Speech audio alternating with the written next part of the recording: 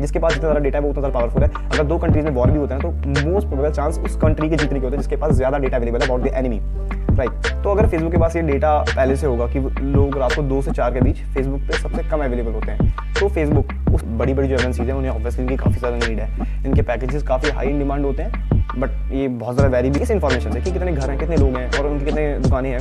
हमने ये निकाल लिया कि 30% शॉप्स 40% शॉप्स कब ओपन होती है, कब उन पर कम भीड़ होती है, लोग कब किस टाइम घर से बाहर निकल रहे होते हैं, ये सारी इन्फॉर्मेशन। सिमिलरली अगर हमें हेलो एवरीवन, कैसे हैं आप सब। आज की इस वीडियो के अंदर हम डेटा साइंटिस्ट या डेटा साइंस इस फील्ड के बारे में बात करने वाले हैं। इस फील्ड में जो एग्जैक्टली बेसिकली जो डेटा साइंटिस्ट होते हैं ये काम क्या कर रहे होते हैं, इनके पास क्या एग्जैक्ट स्किल्स होते हैं, इनका मेन रोल क्या होता है कंपनीज में, या अगर ये फ्रीलांस भी कर रहे हैं तो ये क्या करते क्या है, ठीक है। और इसके बारे में हमने काफ़ी जगहों पे सुना होगा कि डेटा साइंटिस्ट के मार्केट में बहुत ज़्यादा नीड है, सिर्फ आईटी सेक्टर में नहीं, इंडियन आर्म्ड फोर्सेज में, मिलिट्रीज में और प्रोफेशनल वर्ल्ड में या फिर यूँ कह लो गवर्नमेंटल वर्ल्ड में भी डेटा साइंटिस्ट की काफ़ी ज़्यादा नीड है। इनके पैकेजेस काफ़ी हाई हैं, मार्केट को इनकी बहुत ज़रूरत है, बहुत ज़्यादा ज़रूरत है। ऐसे आपने बहुत बातें सुनी होंगी, बट आपको नहीं पता डेटा साइंटिस्ट एग्जैक्टली होते क्या है, ये करते क्या है, ठीक है। आज की इस वीडियो में उसी के बारे में बात करने वाले हैं। तो स्टार्टिंग करते हैं बिल्कुल बेसिक से। डेटा साइंस, ये 2 वर्ड्स हैं बस, ठीक है। डेटा मतलब simply information and science is the science behind it, okay. So ये काफ़ी अजीब सा था। तो सबसे पहले ना एक एग्जांपल दे रहा हूँ मैं आपको डेटा साइंटिस्ट के बारे में। ये एग्जैक्टली मतलब इससे आपको रफ एस्टिमेट लगेगा कि ये एग्जैक्टली करते क्या है, ठीक है। थोड़ा जादू जैसा लगेगा ये सुनने में। अगर आपको कोई इन्फॉर्मेशन, एक इंसान आपको ये इन्फॉर्मेशन ला के दे रहे कि इंडिया के लैटिट्यूड में या लॉन्गिट्यूड में कितनी शॉप्स हैं, कितने घर हैं और कितने लोग रहते हैं, दैट्स इट। ये सिर्फ 2-3 तरह की इन्फॉर्मेशन आपको अगर कोई इंसान लाके दे रहे इंडिया के लॉन्गिट्यूड या फिर लैटिट्यूड के बारे में, और अगर उससे कोई दूसरा इंसान ऐसी इन्फॉर्मेशन या ऐसे डेटा इंसाइट्स लाके दे सकता है आपको कि लाइक अगर मैंने इन्फॉर्मेशन दी इंडिया के लैटिट्यूड में एक्स अमाउंट ऑफ शॉप्स हैं और इतने सारे लोगों के घर है, इतने लोग रहते हैं। कोई मुझे ये इन्फॉर्मेशन ला के देता है कि इंडिया के लैटिट्यूड में संडे को 70% शॉप्स ओपन रहती हैं, उन पे इतनी भीड़ होती है, 30% लोग घर से बाहर निकलते हैं, 30% लोग सिर्फ ज्वेलर्स के पास जाते हैं, या 40% जो पब्लिक होती है अपने घर में रहती है, सिनेमा हॉल्स 10% कम काम कर रहे होते हैं, या फिर जो हलवाई की दुकान होती है वो 70% ज़्यादा भरी हुई होती है।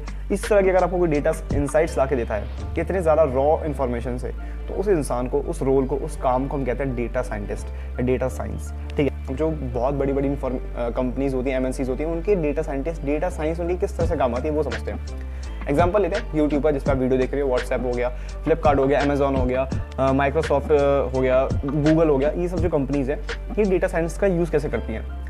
तो अभी जो प्रीवियस एग्जाम्पल था उसमें हमने ये देखा कि सिर्फ इस इन्फॉर्मेशन से कि कितने घर हैं, कितने लोग हैं और उनकी कितने दुकानें हैं, हमने ये निकाल लिया कि 30% शॉप्स 40% शॉप्स कब ओपन होती है, कब उन पर कम भीड़ होती है, लोग कब किस टाइम घर से बाहर निकल रहे होते हैं, ये सारी इन्फॉर्मेशन।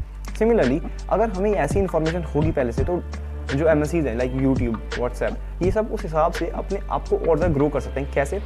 अगर संडे को हमें ये इन्फॉर्मेशन मिल जाए कि 30% से ज़्यादा लोग अपने घर पे फ्री बैठे होते हैं, फ्री होते हैं, वो सिर्फ एंटरटेनमेंट करना चाह रहे होते हैं, या वो उनका लेजर टाइम होता है 2 से 4 के बीच, तो यूट्यूब अपनी रिकमेंडेशंस को या अपने डेटा को उस हिसाब से, अपने एल्गोरिदम को उस हिसाब से चैनलाइज करके लोगों को वो कंटेंट शो कर सकता है जो वो देखना चाहते हैं, जिससे यूट्यूब की रीच बढ़ेगी, यूट्यूब पे ज़्यादा वॉच टाइम आएगा, यूट्यूब की वीडियो ज़्यादा फैलेंगी, पॉपुलर होंगी, लोगों में यूट्यूब और ज़्यादा कनेक्ट होने लगेगा, वो ज़रा फेमस होने लगेगा, लोग ज़्यादा यूज़ करने लगेंगे उसका।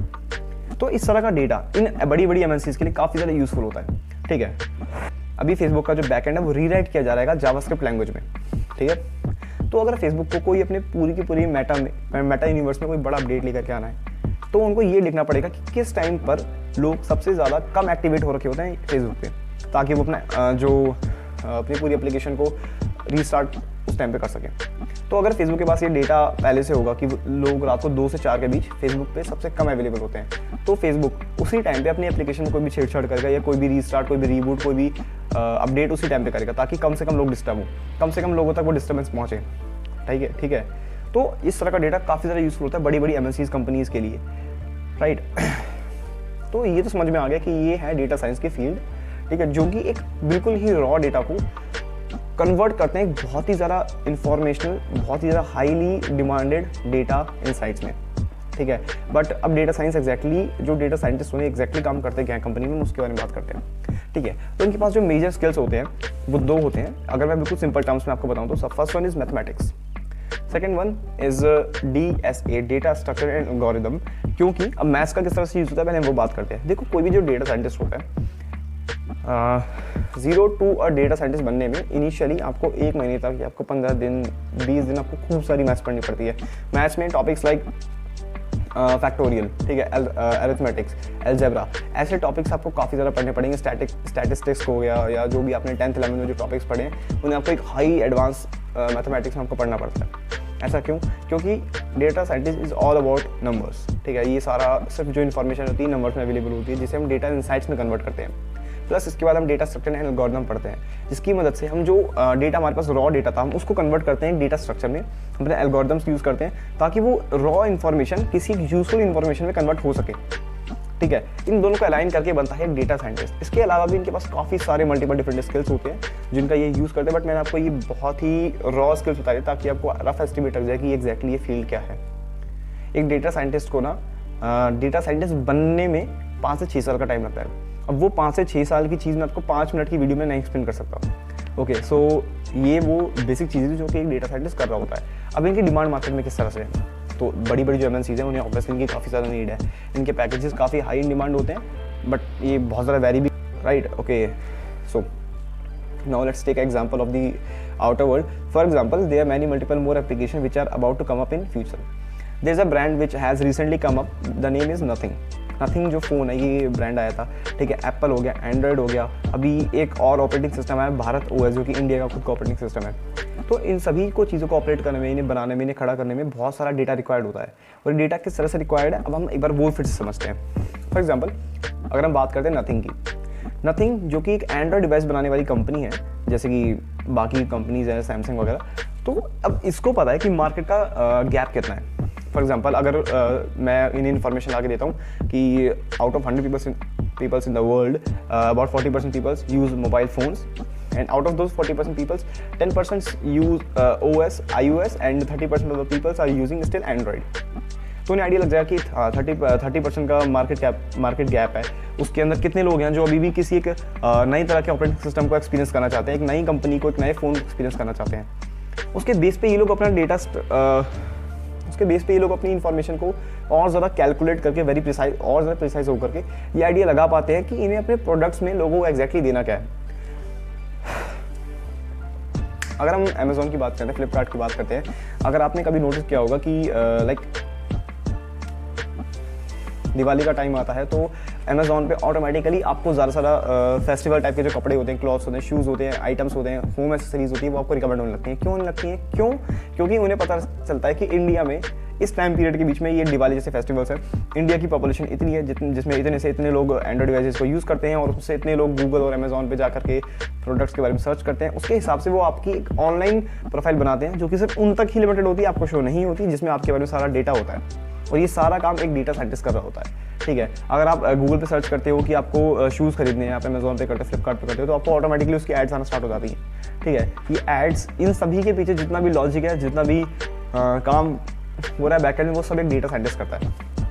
सो this was all about data scientist, ठीक है। अब इसको बनने का प्रोसीजर क्या होता है, इसमें आप कैसे स्टेप इन कर सकते हो, वो बहुत बड़ी चीज़ है। उसके लिए एक सेपरेट वीडियो बनानी पड़ेगी मुझे, क्योंकि ये वो फील्ड है जनाब जिसमें 0 to 100 होने में लोगों को काफ़ी साल लग जाते हैं, राइट।